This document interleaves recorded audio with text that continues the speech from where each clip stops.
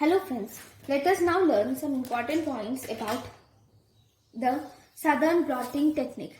This Southern blotting technique is done to identify the genomic DNA. That is, in order to identify the specific mutant genes, we can use this Southern blotting technique. So what do we do in this Southern blotting technique? So if you see in this, we have first and foremost, there is a double-stranded DNA. So with the help of heat, it is heat or alkali, we will separate the double-stranded DNA. And to this one strand of double-stranded DNA, we will add the radioactive DNA probe. So I am taking this as radioactive DNA probe is added to this one strand of double-stranded DNA, and this is because it is a radioactive probe, it starts combining with this DNA, resulting in double-stranded DNA again. So one strand of this, we will add a complementary radioactive DNA probe. Okay, now this radioactive DNA probe, we can easily identify it, right? And this is almost identical to the parent DNA, one strand of parent DNA, and it is complementary to other strand of parent DNA. Very good. So we are taking this gene, which is radioactive. Okay, and this we are subjecting to restriction endonuclease. That is, this restriction endonuclease cuts this genome at specific sites based on the requirement. Based on the requirement, we can order the restriction endonucleases which will cut at correct specific sites. So it has made many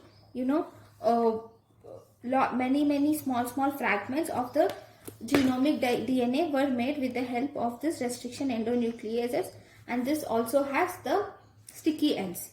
Now these groups of DNAs which are present in the solution, this is passed or passed through a agarose gel and nitrocellulose filter. Okay, it is passed through agarose gel or nitrocellulose filter.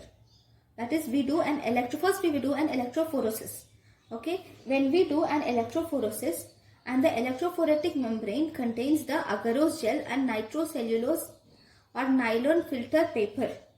Okay, then you will see that if this is the paper which you get and this is the negative charge, because it is electrophoresis, we are carrying the current, we are putting the current on both the sides. So this is negative charge, this is positive charge. Now all these probes will be separated based on their molecular weight. So the above you see the higher molecular weight probes, and below you see lower molecular weight probes. Okay, so we will see that these probes have been separated based on their molecular weights. So here you see the separation of these probes, something like this. Okay, some were bigger, some were smaller. Okay, like this you can see the separation of these probes. Now when you expose these probes to X-ray, because this contains the radioactive material, so these probes will be illuminated either by X-ray film we can do, or we can even illuminate it also. If we have added radioactive fluorescent probes, we can illuminate it. If we have added radioactive probes, we can get an X-ray film with the Southern blot. Okay, I will just show you one X-ray film which is obtained after doing Southern blotting technique. So just a minute. So this is the picture of Southern blot, and here you can see the X-ray. This is the X-ray which is showing the Southern blot. Right now, so this is about Southern blotting technique which is used for detecting the DNA. Now with the help of the Southern blot, Southern blot is also used for identifying genes, especially genes like we can use for identifying sickle cell anemia, that is HbS gene. We can use it for identifying cystic fibrosis, okay, phenylketonuria, Duchenne's muscular dystrophy. You can also use for identifying HBV and HCV. Viral DNAs can also be identified with the help of this Southern blotting technique. Here we use electrophoresis, we use nitrocellulose or nylon filter are used. One for this electrophoresis.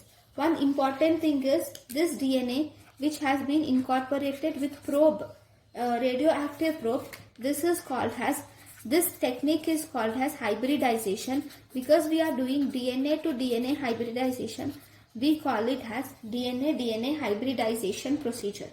So this is about southern blotting technique. Thank you guys for watching my lecture. Thank you.